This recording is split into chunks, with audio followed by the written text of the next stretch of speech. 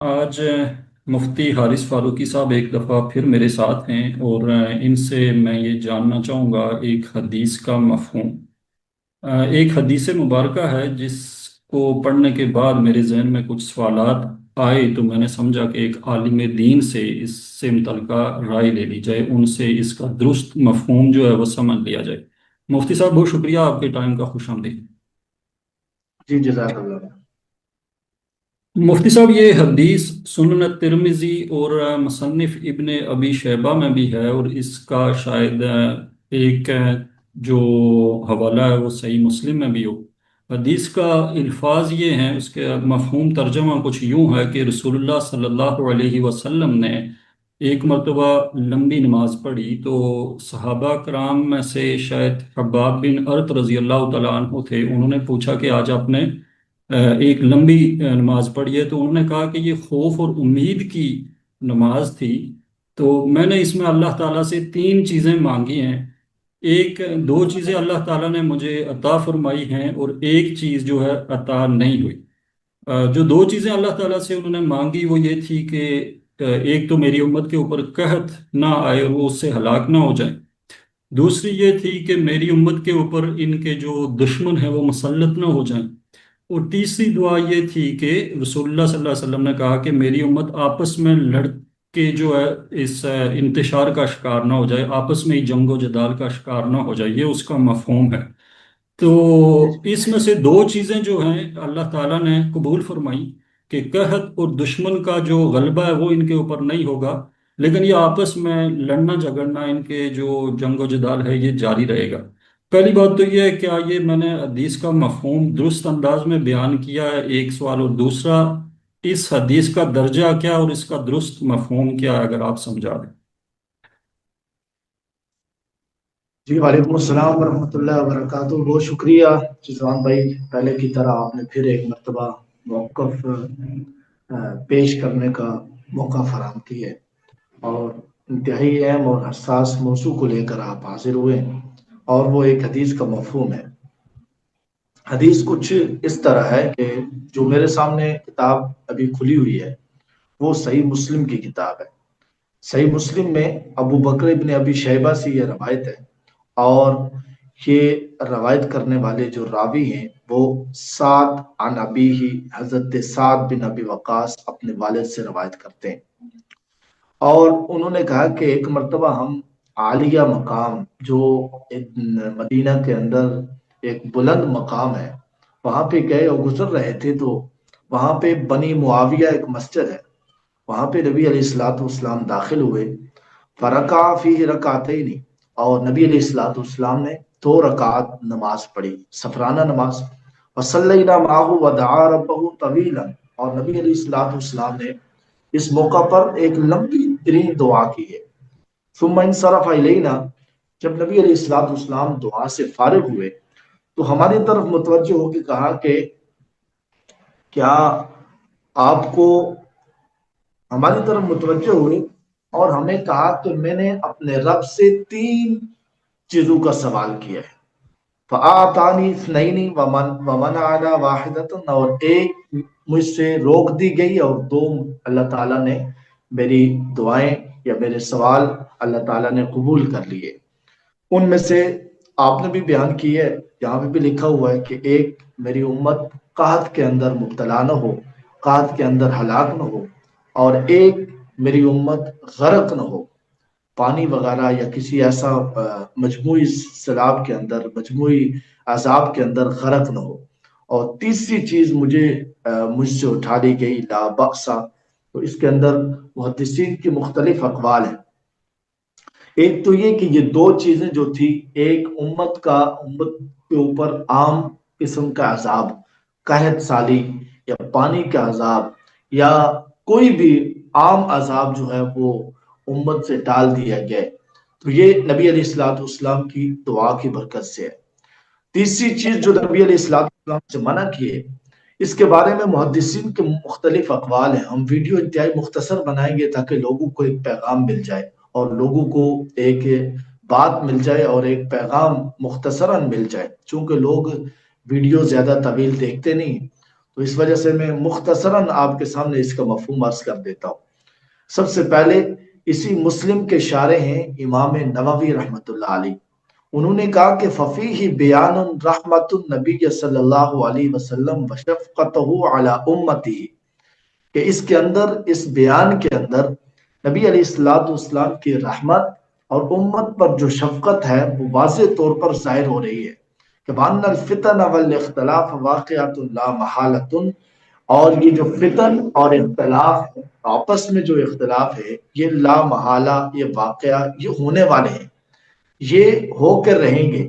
اور جو چیزیں ہیں، چونکہ امت کے عذاب، عام طور پر جو امت پر عذاب آنا تھا اللہ تعالیٰ کی طرف سے، اس کے بارے میں نبی علیہ السلام نے سوال کیا۔ چونکہ نبی علیہ السلام کے سامنے سابقہ امتیں تھی، انہوں نے کسی امت نے جیسے قوم لوط علیہ السلام کے قوم نے وہ لواطت کی ہے، بچوں کے ساتھ زیادتی کرتے تھے۔ حضرت لوط علیہ السلام نے سمجھایا ہے، سمجھانے کے باوجود انہوں نے اپنے بیٹیاں پیش کی ہیں کہ میری بیٹیوں سے نکاح کریں، لیکن انہوں نے اس کام کو نہیں چھوڑا۔ تو اللہ تعالیٰ نے قوم لوط کو کیسے ہلاک کیا، ایسے ہی قوم سمود اور حضرت شعیب علیہ السلام کی قوم، دیگر انبیاء علیہ السلام کی اقوام نبی علیہ السلام کے سامنے تھی اور قرآن کریم میں واضح ذکر تھی۔ تو نبی علیہ السلام نے اس امت کے لیے یہ دعا کے طور پر اللہ تعالیٰ سے درخواست کی ہے کہ میری امت کو اس قسم کے قحط سالی یا اس قسم کے پانی کے عذاب یا کوئی اور عام جو ہے وہ عذاب کے اندر میری امت کو مسلط نہ کرنا۔ یہ امت کے اوپر نبی علیہ السلام کا بہت بڑا احسان اور شفقت ہے۔ تیسری چیز جو ہے وہ تیسری چیز نبی علیہ السلام سے اس لیے روک دی گئی ہے کہ اس کے اندر امت کے لیے امتحان بھی ہے۔ چونکہ اللہ تعالیٰ نے دو راستے انسان کو دیے ہیں، ایک حق کا راستہ، ایک باطل کا راستہ، ایک اچھا راستہ، ایک غلط راستہ، ایک صراط مستقیم کا راستہ اور شیطان کا راستہ۔ یہ دو راستے اللہ تعالیٰ نے دیے۔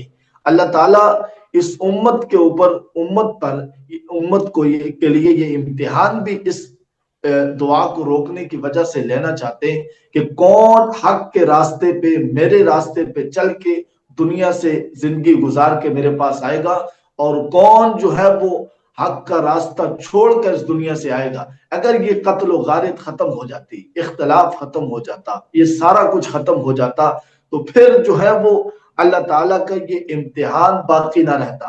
تو اس امتحان کی وجہ سے، اور یہ میں نہیں کہہ رہا بلکہ دیگر محدثین نے بھی اس کے بارے میں ذکر کی ہے، جیسے کہ میں نے آپ کے سامنے شرح نووی کا حوالہ پیش کیا ہے، ایسے ہی ابن حجر العسقلانی رحمۃ اللہ علیہ فرماتے ہیں کہ اختلاف جنگو جیسے جمل ہررا پر جو پیش آئی ہے، یہ حدیث اس پر دلالت کرتی ہے۔ دیکھیں کہ نبی علیہ السلام کے بعد امت کے اندر بھی اختلاف پیدا ہوا ہے۔ نبی علیہ السلام کے بعد جیسے کہ جنگ جمل ہوئی ہے، جنگ صفین ہوئی ہے، یہ آپس میں مسلمانوں کی آپس میں جنگیں ہوئی ہیں، اور اسی طرح واقع ہررا، اور آج تک مسلمانوں کے اندر جو اختلاف پیدا ہو رہے ہیں، جو قتل و غارت ہو رہی ہے، اگر نبی علیہ السلام کی یہ دعا قبول ہو جاتی تو اللہ تعالیٰ کا امتحان یہ امت پر برقرار نہ رہتا۔ جس طرح کے نبی علیہ السلام کی پہلی دو دعائیں قبول ہوئی ہیں، اور قبول ہونے کی وجہ سے امت عام عذاب سے بھی محفوظ ہے، اور امت کے اندر قحط سالی بھی جو ہے وہ نبی علیہ السلام کے بعد آج تک جو ہے وہ امت کے اندر قحط سالی عام طور پر نہیں آئی ہے، ایسے ہی کوئی عام عذاب نہیں آیا۔ حالانکہ نبی علیہ السلام کی برکت ہی سے، اس دعا کی برکت ہی سے یہ امت محفوظ ہے۔ آپ دیکھیں سابقہ امتوں کے اندر جتنے بھی گناہ ہیں، آپ سابقہ امتوں کو دیکھیں، ان کے اندر جتنے بھی گناہ تھے وہ سارے کے سارے، ان کے اندر شاید ایک گناہ پایا جاتا ہو، لیکن اس امت کے اندر وہ سارے کے سارے گناہ پائے جاتے ہیں۔ کیا اس امت کے اندر آج حضرت لوط علیہ السلام کی قوم کی طرح لواطت موجود نہیں ہے؟ جی مفتی کیا صاحب، اس امت مفتی صاحب یہ آپ نے تفصیل سے بات کر دی۔ میرا جو آپ نے جو کہ الفاظ غالباً صحیح مسلم سے اٹھائے ہیں اور اس کی شرح جو امام نووی رحمۃ اللہ علیہ نے بیان فرمائی ہے وہ مجھے بتائیے، ایسا ہی ہے؟ جی آپ میں نے چونکہ سنن ترمذی میں اس کو پڑھا تھا، تو وہاں پہ جو دوسری دعا تھی وہ یہ تھی کہ غیر قوم جو اس کے اوپر مسلط نہ آ جائیں۔ تو میرے اصل میں سوالات اس سے متعلقہ تھے. یہاں پہ الفاظ کا کچھ اختلاف ہے. یہاں پہ پہلی دعا یہ ہے کہ ان کے اوپر قحط نہ مسلط ہو، قحط میں یہ جی نہ مبتلا ہو. دوسری یہ ہے کہ کوئی عذاب استحصال نہ آئے. جبکہ جو مصنف ابن ابی شیبہ اور اس میں ترمذی میں جو الفاظ ہیں وہ دوسری دعا اس میں تھوڑا سا اختلاف ہے. وہ یہ ہے کہ کوئی غیر قوم ان کے اوپر مسلط نہ ہو جائے. تو وہاں سے میرا جو ہے نا سوال اٹھ رہا تھا وہ یہ ہے کہ یہ کس طرح، کیا یہ الفاظ بھی درست ہیں کہ رسول اللہ نے یہ دعا بھی مانگی ہے کہ کوئی غیر قوم ان کے اوپر مسلط نہ ہو جائے؟ کیونکہ آپ نے جو جی یہ بہت اچھا ہوا کہ آپ نے مجھے امام مسلم سے یہ روایت سنا دی. اب مجھے یہ لگ رہا ہے کہ اس روایت میں الفاظ میں تھوڑا سا اختلاف برقرار ہے برا. غیر قوم عام طور پر غیر قوم جو ہے وہ تمام مسلمانوں پر غالب نہ آ جائے، اس کا مطلب یہ ہے. ہاں، اس کا یہاں سے مطلب جو ہر سوال جس اٹھتا ہے نا، یہاں سے جو سوال اٹھتا ہے وہ یہ ہے کہ اگر مسلمان آپس میں لڑتے جھگڑتے بھی رہیں گے تو پھر یہ کس طرح نہیں ہوگا کہ غیر اقوام ان کے اوپر مسلط نہیں ہوں گی یا غالب نہیں آئیں گی؟ اور اس وقت معروضی حالات تو یہی ہیں کہ مسلمانوں کے اوپر وہ براہ راست تو نہیں لیکن بالواسطہ طریقے سے تو وہ جو ہے نا مسلط ہی ہیں ایک لحاظ سے. بلکہ ان سے تو یہ اپنا دفاعی معاہدے کرتے ہیں کہ آپ ہمیں بچا لیں. تو اگر وہ جو سنن ترمذی میں 2175 ہے، غالباً 2175، اگر وہ الفاظ درست ہیں اور وہاں پہ جو ہے نا حدیث حسن صحیح غریب کے جو ہے نا الفاظ ہیں، اور شیخ البانی رحمۃ اللہ علیہ کا جو اس میں نے دیکھا وہ کہتے ہیں کہ صحیح، اور آگے مزید کچھ تبصرہ تھا، میں سوچ رہا تھا کہ آپ سے بات کروں گا اس بارے میں. تو ایسے الفاظ بھی اس روایت میں کہیں پائے جاتے ہیں، ان کا درست فہم کیا ہے اگر وہ پائے جاتے ہیں؟ جی جی یہ روایت بالکل مختلف سند کے ساتھ ہے. جیسے کہ آپ نے ترمذی کی روایت پڑھی، اس کے راوی کوئی اور ہیں. یہاں پہ حضرت سعد ہے، وہ اپنے والد سے روایت کرتے ہیں. دیگر جی اسناد بھی دیگر کتب کے اندر بھی موجود ہے. تو یہ جو آپ نے غلبے والی روایت پڑھی ہے نا کہ امت پر، میری امت پر جو ہے وہ دوسرے غیر وہ مسلط نہ ہو جائے، یہ عمومی طور پر ہے. اس کو ہم کسی ایک کنٹری، کسی ایک ملک کے لیے نہیں کہہ سکتے کہ یہ جو ہے وہ کسی امت پر اگر کوئی غالب، کوئی جو ہے وہ کفری یا طاقت اگر کوئی غالب آتی ہے تو ہم یہ کہیں کہ یہ نبی علیہ الصلوۃ والسلام کی پیشن گوئی ٹھیک نہیں ہے. یہ بالکل جو ہے وہ اس کے برعکس اور اس کے اپوزٹ بات ہے. اور یہ اس سے واضح طور پر یہ سمجھ آتا ہے کہ کفر جو ہے وہ مسلمانوں پر ہمیشہ کے لیے غالب نہیں آ سکتا. اس سے تو کچھ کفر امید بھی مسلمان ہمیں، اس سے تو ہمیں کچھ امید بھی لگتی ہے نا. چلیں آپس میں تو یہ لڑتے رہیں گے لیکن بحیثیت مجموعی دوسری اقوام ان پہ غالب نہیں آ سکتی. اس سے غالب تو نہیں ایک آئے گی. ایک جی آپ کہہ لیں کہ خوشخبری بھی ہے نا کہ دوسروں کا غلبہ ان کے اوپر نہیں ہوگا. لیکن اگر ایسی بات ہے تو پھر وہ جو ایک اور حدیث پھر ذہن میں میرے آتی تھی، اس کے الفاظ شاید آپ کو ذہن میں آ جائیں کہ میری امت کے اوپر وہ احوال پہ ہوں گے، سب ان کے اوپر پیش آئیں گے جو سابقہ امتوں پہ اوپر گزرے تھے. یعنی کہ کسی جی صحابی نے اس وقت پوچھا تھا کہ سابقہ سے آپ کی مراد یہود و نصارہ ہیں؟ تو انہوں نے کہا جی یہود و نصارہ ہی ہیں.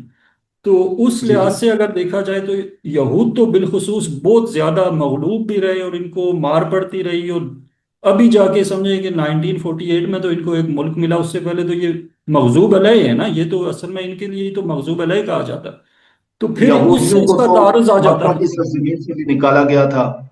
نبی علیہ الصلوۃ والسلام نے جو وصیت کی تھی ہاں، ان کے مکہ کی اوپر تو عذاب سرزمین آئے سے. ہوئے ہیں نا. یہ تو آپ کہہ لیں جی کہ جی ان کی تو سورہ جو بنی اسرائیل ہے اس کا پہلا 1.5 کو 2 کو آپ دیکھیں، اس میں تو وَكَتَبْنَا عَلَىٰ بَنِي إِسْرَائِيلَ فِي الْكِتَابِ لَتُفْسِدُنَّ فِي الْأَرْضِ مَرَّتَيْنِ وَلَتَعْلُنَّ عُلُوًّا كَبِيرًا.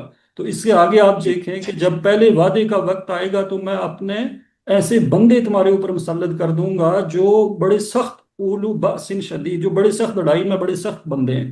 تو وہ تو ان کے جی اوپر جی عذاب آئے ایک قسم کے. اور تو پھر اس حدیث سے یہ حدیث ٹکرا رہی تھی، اس کا تعارض آ رہا تھا قرآن کی ان آیات سے بھی لگتا تھا، مطلب اس حدیث سے یہ تعارض آ رہا تھا. یہ میں آپ سے سمجھنا چاہ رہا تھا. لیکن صحیح مسلم میں جو کہ الفاظ مختلف ہیں، اور ترمذی کی جو روایت ہے اس کو حسن صحیح کہا گیا ہے. امام ترمذی جب حسن صحیح کہہ دیتے ہیں تو پھر علماء میں ایک بحث شروع ہو جاتی ہے کہ صحیح حسن صحیح امام ترمذی جب کہتے ہیں تو اس سے کیا مراد ہوتی ہے. تو اس حدیث کا اگر کسی سے تعارض ہے تو آپ کی نظروں میں یہ گزرا کبھی، یا اس کا صحیح فہم آپ کیا سمجھتے ہیں؟ देखिए तिरमिजी वाली रवायत पर शेख अलबानी ने अगरचे उसको सही कहा है, लेकिन इमाम तिरमिजी ने हसन सहीह गरीब के अल्फाज इस्तेमाल किए। तो हम्म। ये तीन लफ्ज जब जमा हो जाए तो इसके ऊपर मुहद्दिसीन के जरा और तादील है, मौजूद है, कलाम इस हदीस के अंदर मौजूद है। लेकिन इमाम मुस्लिम ने जो हदीस सनद के साथ जिक्र की है, इसमें कोई कलाम मौजूद नहीं है, और इमाम मुस्लिम ने भी इसको सही कहा है। तो अगर इस रवायत को देखा जाए तो मफहूम तकरीबन एक ही है, कुछ अल्फाज का इख्तलाफ जरूर है। लेकिन मैंने आपको बताया कि इमाम तिरमिजी वाली रवायत भी मैंने देखी है, तो उसके हम्म। अंदर भी यही है कि मजमूई तौर पर कोई कुफरी या ताकत या कोई गैर जो मेरी उम्मत पर, मुसलमानों पर गालिब नहीं आ सकेगा। तो इसका मतलब ये नहीं है कि अगर किसी एक इलाके के अंदर कोई जुल्म कर रहा है, या मिसाल के तौर पर फलस्तीन पर इसराइल जुल्म कर रहा है, तो ये नबी अलैहिस्सलाम की पेशगोई ठीक नहीं है क्योंकि मुसलमानों पर जुल्म हो रहा है। ऐसा नहीं, मैं तो ये मुसलमानों हदीस पर मगलूब कुफरी या ताकत हमेशा के लिए मगलूब नहीं हो सकेगी, इसका मैं मतलब तो ये ये हदीस पढ़ के मुझे खुशी हुई थी कि हमारे लिए तो रसूलुल्लाह सल्लल्लाहु अलैहि वसल्लम की बशारत है कि गैर मुस्लिम कम अज कम गालिब नहीं आएंगे, बाकी आपस में तो लड़ते ही रहेंगे सारी जिंदगी। अगला इसी हदीस से सही आपकी बात मैं काट रहा हूँ। मैं दीगर जो मुहद्दिसीन की राय है वो पेश कर रहा था कि ये जो तीसरी चीज है नबी अलैहिस्सलाम से रोकी क्यों है। तो इब्न हजर अल अस्कलानी रहमतुल्लाह अलैह ने फरमाया कि ये इख्तलाफ जंगों जैसे जमल, सफीन, हिरा, पेशगोई, ये नबी अलैहिस्सलाम की इस दुआ पर, पेशगोई पर दलालत करती है कि ये रोकना अल्लाह रब्बुल इज्जत का क्यों था। और ये भी कि कभी उम्मत मुकम्मल तौर पर कहत या गरक से फना नहीं होती। और इसी तरह तफसीर कुर्तबी के अंदर है कि उम्मत मजमूई अजाब और कैद साली से बचाया है नबी अलैहिस्सलाम की इस दुआ ने, अल्लाह रब्बुल इज्जत ने इस दुआ की वजह से। और इख्तलाफ जो आपस में इख्तलाफ है, इसको तकदीर का हिस्सा बना दिया। ऐसे ही दुर्र मंसूर के अंदर अल्लामा सयूती लिखते हैं कि इस हदीस से मालूम होता है कि उम्मत के खिलाफ खारजी तबाही नहीं बल्कि अंदरूनी इख्तलाफ ही सबसे बड़ा फितना है। इमाम तावी फरमाते हैं कि इस हदीस में ये दलील है कि ये उम्मत आम अजाब से महफूज और आम हलाकत से महफूज रहेगी, लेकिन आपस में इख्तलाफ तकदीर का हिस्सा रहेगी। तो ये इसका मतलब है मुहद्दिसीन की ये इख्तलाफात हमेशा चलते रहेंगे। पाकिस्तानी, अफगानी, मिस्री, यूनानी, ये सारे आपस में, सॉरी, जो ये इख्तलाफात चलते यमनी रहेंगे। यमनी वगैरह, ये इख्तलाफात चलते रहेंगे। इनसे इनके साथ ही जीना है, और इसके साथ ही जो दुनिया की सूरत हाल आगे बनेगी उसमें मुसलमान को अपना काम करते रहना है बस। और ये जी बिल्कुल। आगे मज़ीद सवालात हैं, लेकिन मेरे ख्याल से इतनी गुफ्तगू हो गई है कि इस हदीस का जो फ़हम है वो वाज़े हो गया है। बहुत शुक्रिया, जी आपने टाइम दिया। इंशाल्लाह फिर किसी मौजू पे आपको जो जज़ाकल्लाह। है दावत देंगे। थैंक यू जी, जी जज़ाकल्लाह। जज़ाक